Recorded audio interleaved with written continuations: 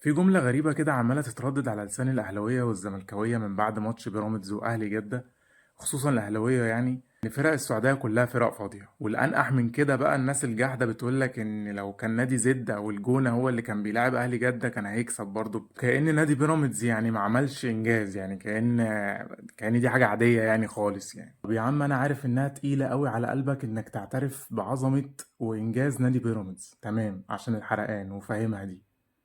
تعالى بقى اقنعني ازاي فرقة فاضية بتتعادل مع ريال مدريد وبتخرج مانشستر سيتي من كأس العالم في نفس الوقت اللي انت كنت فيه حصلت المجموعة وكنت عرة الوطن العربي، والنادي الوحيد اللي شرف الوطن العربي كان هو الفرقة اللي انت بتقول عليها فرقة فاضية او فرق السعودية، لان كلامك على الهلال وعلى اهل جدة وعلى الاتحاد.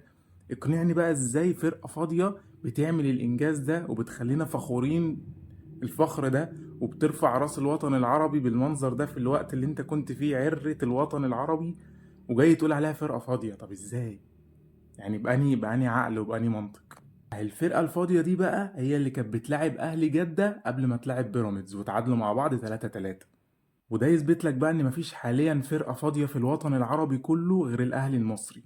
يعني حاليا تعريف الفرقة الفاضية، عايز تعرف يعني إيه فرقة فاضية؟ وروح اتعرف على الأهلي المصري. رمضان ورمضان كرة